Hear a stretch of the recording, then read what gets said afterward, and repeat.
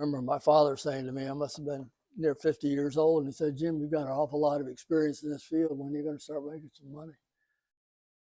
Hi, I'm Jim Brighton. I'm a founding member of the Richardson Maritime Museum and board member emeritus.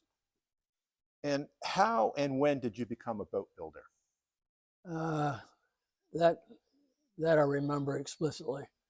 It was the 2nd of January, 1968. My wife and I were living in South Jersey.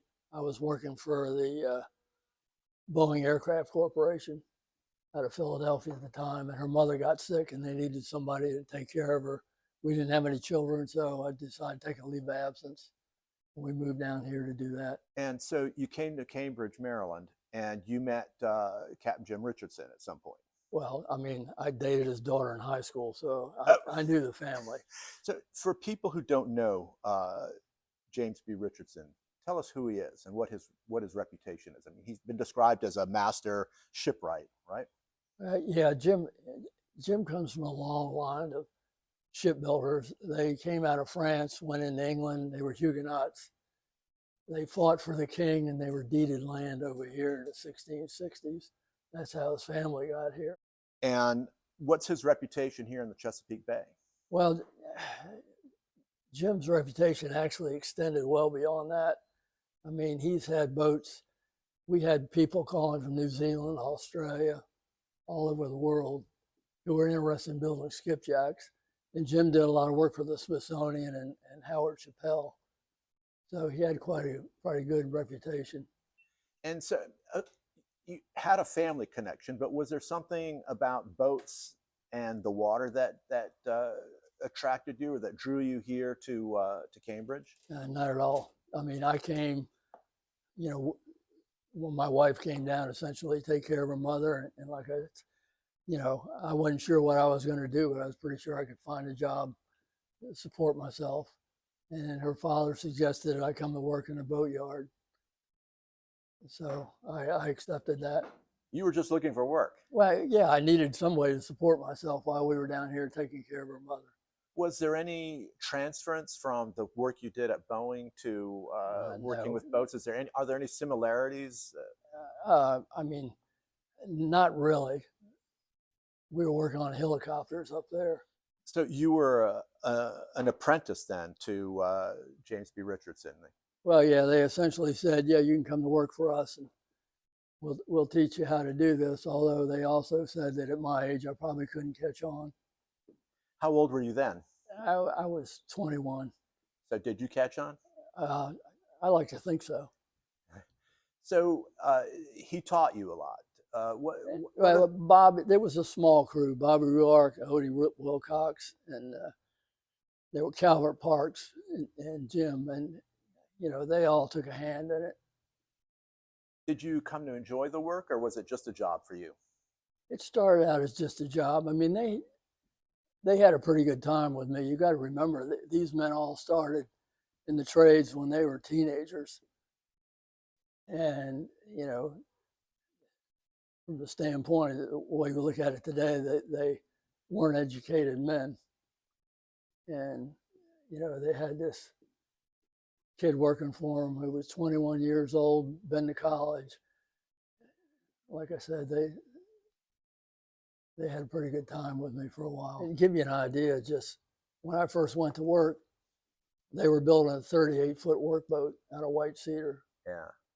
And it was for a man named Mr. Woollock up in Chestertown. He told Jim, he said, how about building me a workboat, which he did. And I came that winter that I came to work for him. And back then when we sanded a hull, it was by hand. And Bobby came to me when I first came in and said, we need you to sand this hull. So I said, well, how hard, what am I doing? And you've seen carpenter's pencils, how big, thick they are. Right. And the hull was white cedar. Bobby took a carpenter's pencil and ran that pencil into that white cedar all up and down like this, bow to stern, and said, sand that out. The last time I asked that question. But so I mean, I'm sure you learned a lot working with Richardson. What do you think is the most important thing he taught you, or that you learned about? I mean, and we're talking about wooden boats here primarily, And right? that's all we worked on at that time. Yeah. What would you say is the most important thing he taught you? Is there anything that sticks out in your mind? Well, I'm obviously the skill set to do the building. You know, we've got the Peregrine coming back to the museum, and you know, after a couple of years, I came in one morning and they said to me, "Well, we think you've learned enough. You can build a boat." And they said, "We're going to have you build a boat this winter." And you know, they told me where the mills. I knew where the mills were. We had been there, you know, the sawmill. So they essentially just gave me the lead to go ahead and order the lumber and everything, and build the boat This was for the Peregrine, for the Peregrine. Yeah, a skipjack. yeah.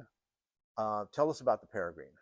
She's 28-foot skipjack, and she was built for a lawyer in Atlantic City, a man named McGargy, and for recreational purposes, of course.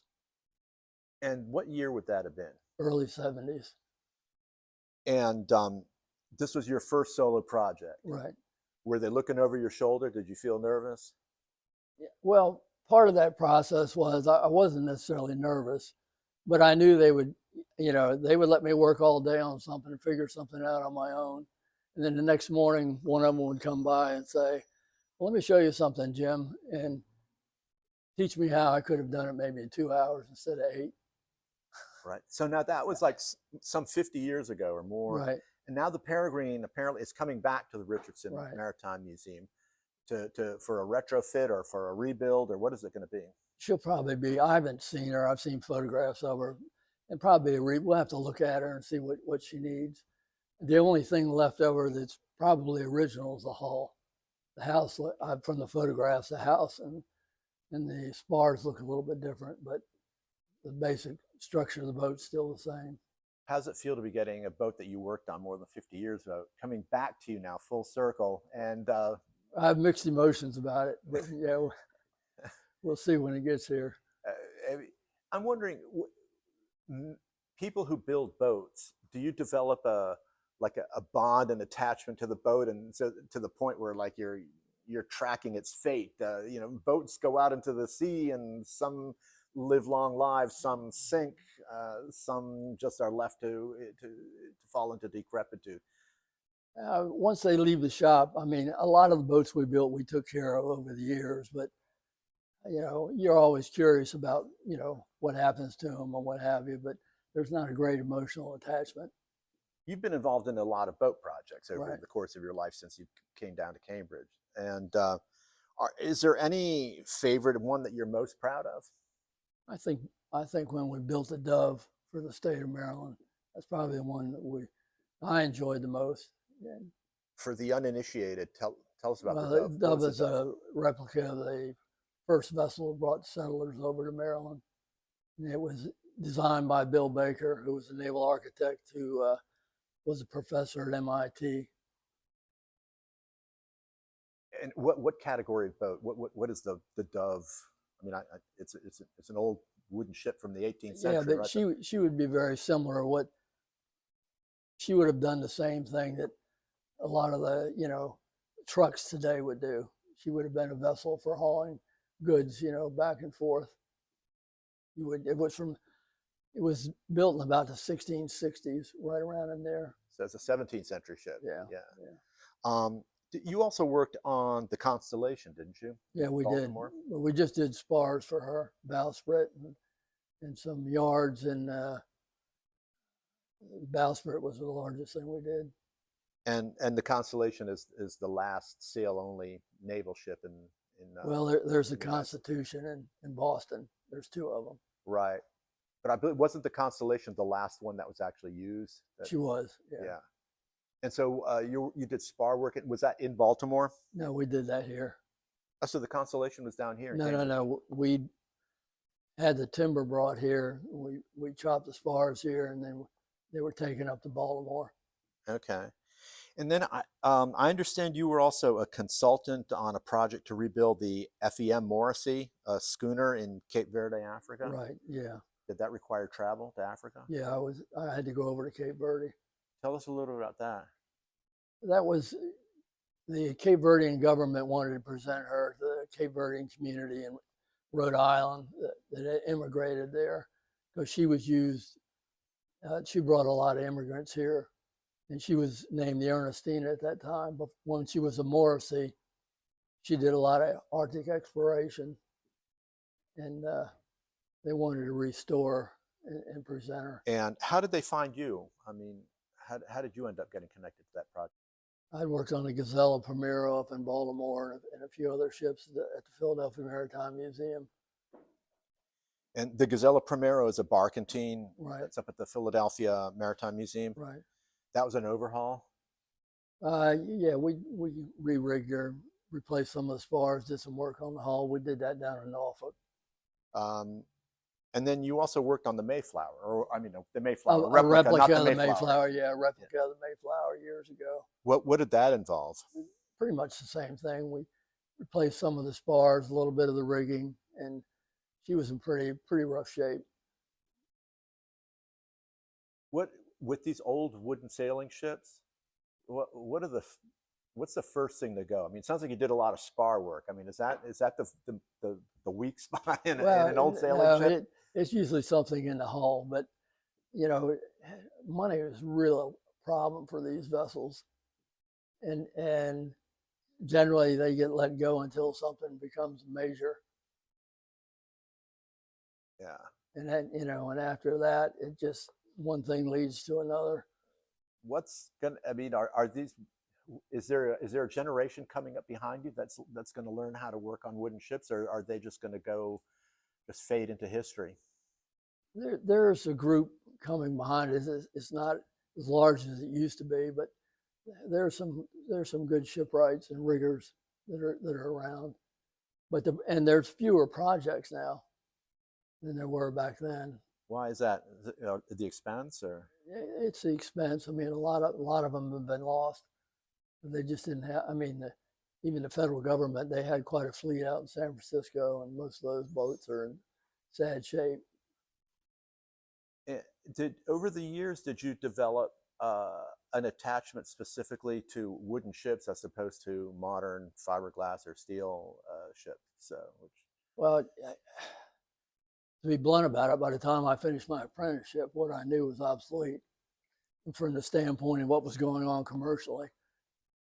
So, I pretty much stayed in that area because it's where my body and knowledge was and everything. So if you were a young man today, I mean, now that, modern boat builders work in fiberglass, plastic, steel, would that have any attraction for you if you were looking for work today and you wanted to be in the boating industry, or how?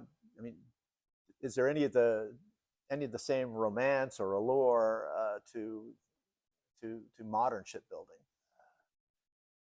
When you say romance, that's a term that most of us in the trade wouldn't use. I mean, when you do it every day, you don't have that same emotion as somebody who's looking on, thinking about it. And, they look at it and think how great it is, but it's just like any other job. It's hard work. You're outside in the summertime and it's heavy work.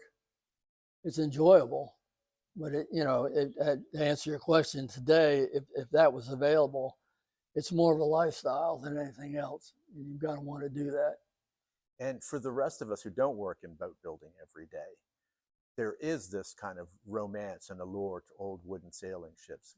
What do you think that is? I mean, I'm sure you've met a lot of tourists in your life. What do you think draws people to these historic ships?